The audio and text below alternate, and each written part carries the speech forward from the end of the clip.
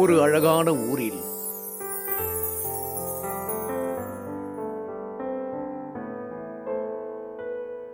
ரிக்கப் என்ற பெயரில் ஒரு ஜட்ஜ் வாழ்ந்து வந்தார்.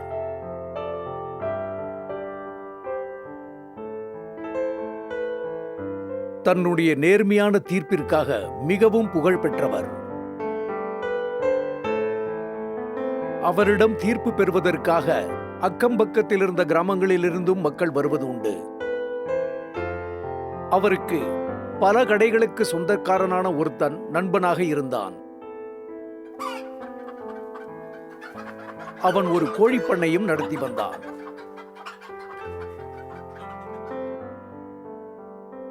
ஒரு நாள் ரிக்கப் சிக்கன் வாங்குவதற்காக அவனது கடைக்கு சென்றார். அவர் கடைவீதி வழியாக சென்று கொண்டிருந்த பொழுது கோழிக்கடைக்கு முன்பு மக்கள் கூட்டமாக இருப்பதை கண்டார். அவர் என்ன காரணம் என்று விசாரித்த பொழுது விவசாயி ஒருத்தர் தவறுதலாக ஒரு கனமான மூட்டையை கோழி குஞ்சின் மீது போட அதனால் அந்த கோழி குஞ்சு இறந்துவிட்டது என்பதை அறிந்து கொண்டார். அந்த கோழி குஞ்சோ இறந்து போச்சு. உங்க பிரச்சனை தான் என்ன, அத முதல்ல சொல்லுங்க. ஐயா, அந்த கடையினுடைய முதலாளி கோழி குஞ்சு இறந்து போனதுக்காக பணம் கேட்கிறாரு. சரி, அவர் கேட்கிற பணத்தை அவர்கிட்ட கொடுத்துட்டு போயிடுங்க.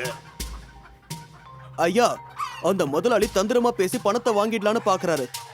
அந்த கோழி குஞ்சு ரொம்ப சின்னது, மிஞ்சி போனா ஒரு 5 ரூபாய்க்கு கூட தேராது.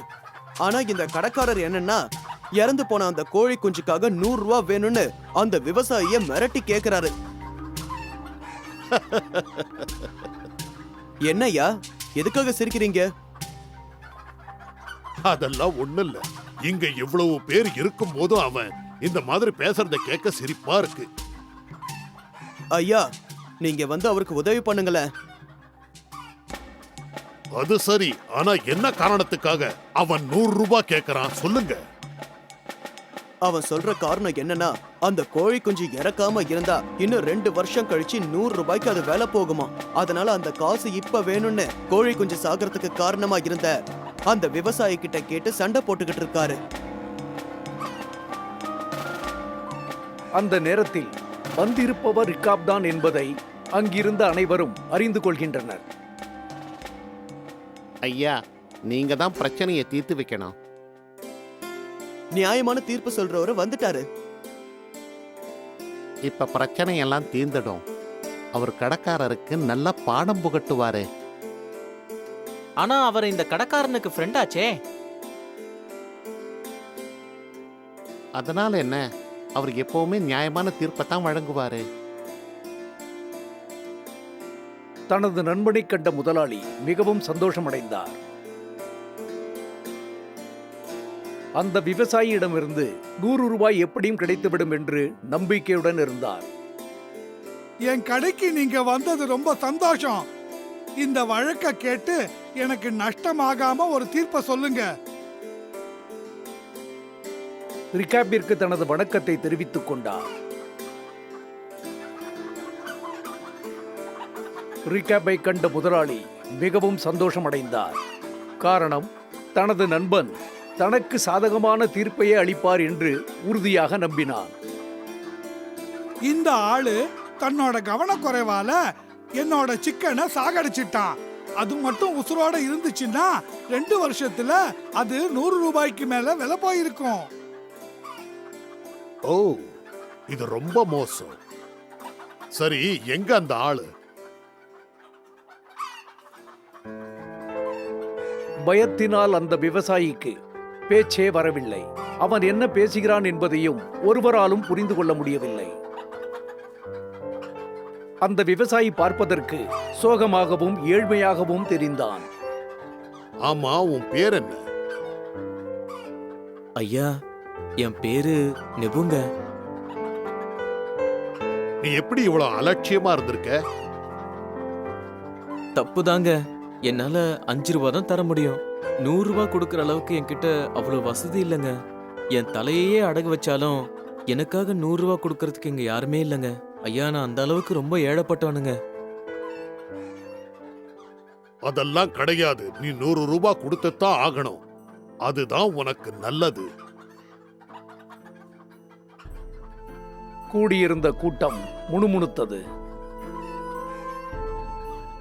ரீகேப்: விவசாயிக்கு சாதகமான தீர்ப்பளிப்பார் என்று அனைவரும் நம்பினர். கோழிக்கடைக்கு சொந்தமானவர் மிகவும் மகிழ்ச்சியாக இருந்தார். நீங்க எப்பவுமே நியாயமான தீர்ப்பைத்தான் வழங்குவீங்கன்னு தெரியும். ஓ அப்படியா? இப்படி ஒரு தீர்ப்பை சொல்லிட்டாரு. அவரு சாதாரணமா இந்த மாதிரி எல்லாம் செய்ய மாட்டாரே. தனது நண்பன் அளித்த தீர்ப்பிற்காக முதலாளி மிகவும் மகிழ்ச்சி அடைகின்றார். நியாயமான தீர்ப்பு வழங்குறதுல உன்னை விட சிறந்தவர் யாரும் இல்லைன்னு சொல்லுவேன்.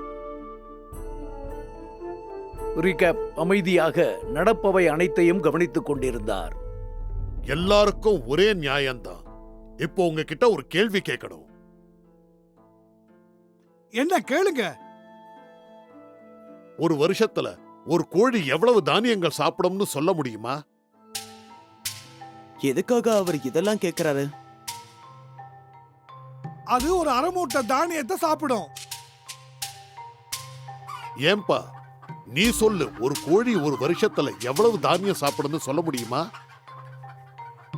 அதெல்லாம் எனக்கு எதுவும் தெரியாதுங்க ஐயா. உண்மையிலேயே கோழியை பத்தி எனக்கு எந்த விவரமும் தெரியாதுங்க ஐயா. ரீகேப் மறுபடியும் முதலாளியிடம் கேட்கிறார். நீ சரியாதான் சொல்றியா? நான் சரியாதான் சொல்றேன். அப்படின்னா ஒரு கோழி 2 வருஷத்துல ஒரு மூட்டை தானியம் சாப்பிடணும்னு நீ சொல்ல வர. கணக்கு சரியா? ஆமா, அதான் கரெக்ட். அப்படின்னா உன்கிட்ட இருக்கிற ஒரு மூட்டை தானியத்தை நீ அவர்கிட்ட கொடு. முதலாளியின் முகம் வெளிரி போகிறது. 100 ரூபாயை விட ஒரு மூட்டை தானியத்தின் விலை அதிகம் என்பது அவனுக்கு தெரியும். என்ன சொல்றீங்க? இறந்தது என்னோட கோழி குஞ்சு.